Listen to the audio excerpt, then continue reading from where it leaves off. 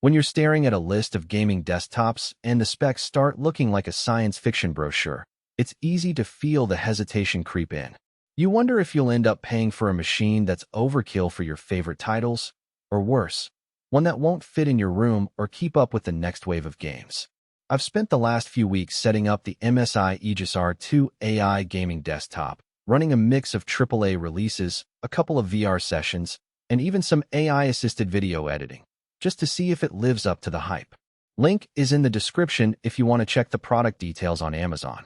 First off, the biggest question most buyers have is whether a pre-built like this actually saves you time and money compared to building a similar rig yourself. The Aegis R2 arrives fully assembled, with the Intel Core Ultra 9285 already seated, the RTX 5070 card slotted in, and a 2TB NVMe SSD humming under the hood.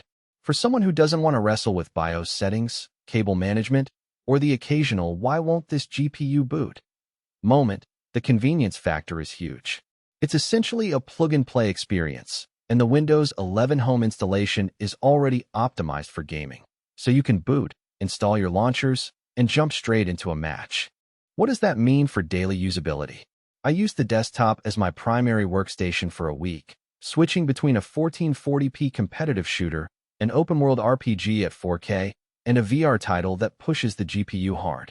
In the shooter, frame rates hovered around 160 frames per second on high settings, which is more than enough for a 240Hz monitor. The RPG stayed solid at 7,080 frames per second at 4K with ultra textures, and the VR experience felt buttery smooth, with no noticeable latency spikes. The 32GB DDR5 memory contributed to fast level loads and smooth multitasking when I had my streaming software, OBS, and a web browser open simultaneously. The cooling system deserves a closer look because it's often the silent trade-off in these compact towers.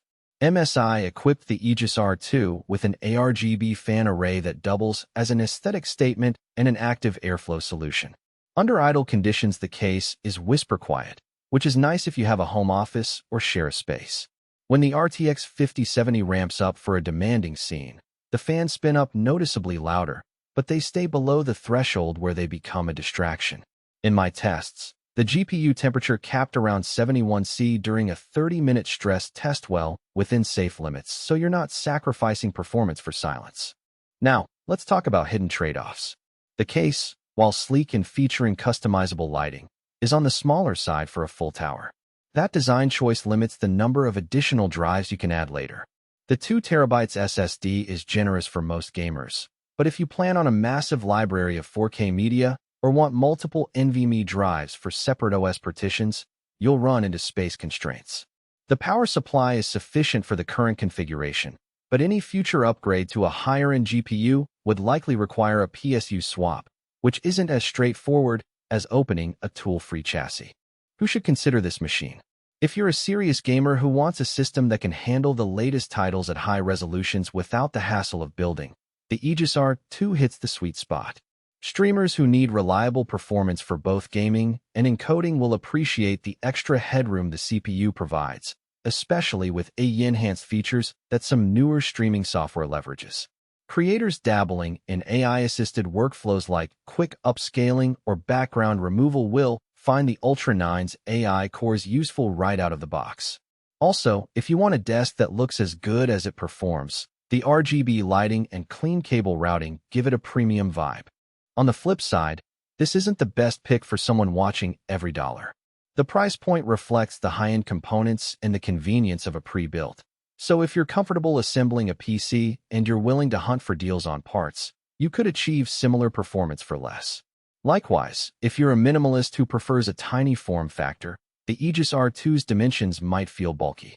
And if you anticipate frequent hardware upgrades, say, swapping in the next generation GPU every year, the limited internal space could become a bottleneck. Practical strengths, summed up, are the out-of-the-box performance, the balanced cooling that stays quiet enough for everyday use, and the comprehensive connectivity, USB-C, multiple USB-A ports, and Wi-Fi 6 ready for low-latency gaming.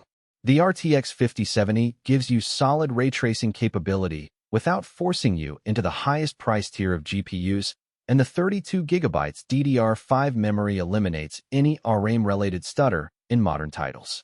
The inclusion of a 2TB NVMe drive means you won't be swapping games in and out of the storage as often, which is a real quality of life upgrade.